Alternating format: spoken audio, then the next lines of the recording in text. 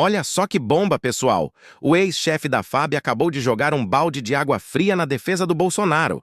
E não foi qualquer chuvisco, foi um verdadeiro tsunami.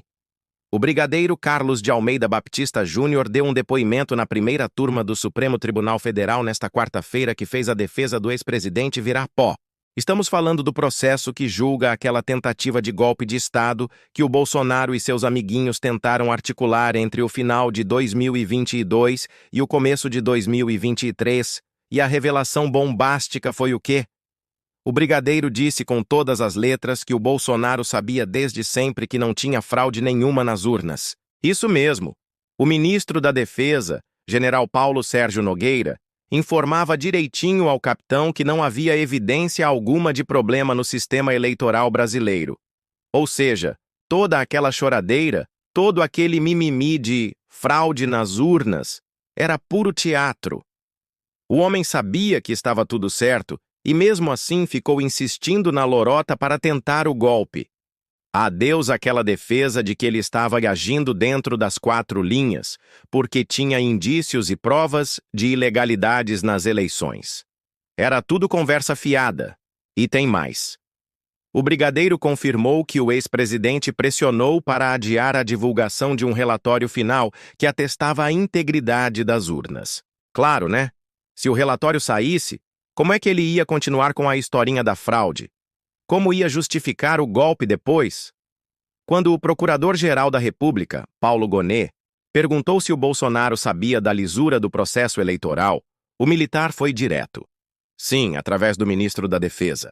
Além de reuniões que eu falei, era o ministro da Defesa que despachava sobre esse assunto com o então presidente. E sobre a tentativa de interferência na publicação do relatório? Sim, eu ouvi que sim, que ele pressionou pelo adiamento da divulgação.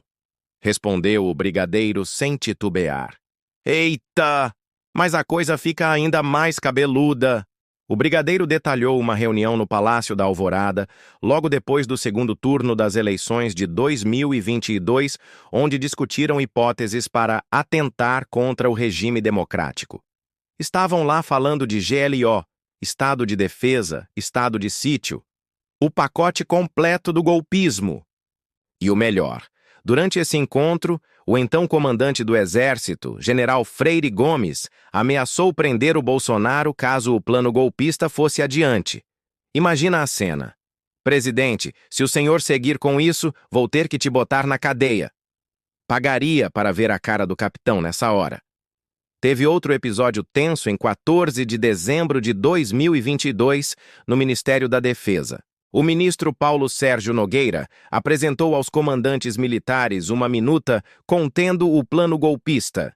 E o que fez nosso brigadeiro? Se recusou a ler o documento e protestou.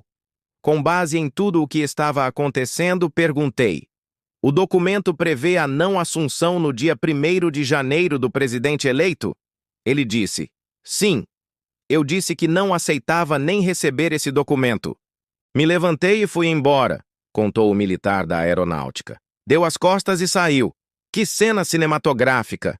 Enquanto isso, o ex-comandante da Marinha, almirante Almir Garnier, estava todo animadinho colocando as tropas à disposição do golpe. Cada um com suas prioridades, né? E como se não bastasse, o brigadeiro ainda denunciou que foi alvo de ataques por ter resistido ao movimento golpista. E adivinha quem teria ordenado esses ataques? O ex-ministro da Casa Civil, Walter Souza Braga Neto, aquele mesmo que era candidato a vice na chapa do Bolsonaro. Que democrático, não? O brigadeiro destacou que as medidas golpistas não avançaram porque não houve adesão unânime das Forças Armadas. Ufa! Pelo menos isso. E agora? O depoimento do Batista Júnior complicou, e muito, a vida do ex-presidente no processo que tramita no STF. Afinal, ficou escancarado que o Bolsonaro sabia que não tinha fraude nenhuma, e mesmo assim tentou empurrar o golpe goela abaixo. É isso aí, Brasil! Enquanto alguns militares tentavam rasgar a Constituição, outros se recusavam a participar da festa golpista.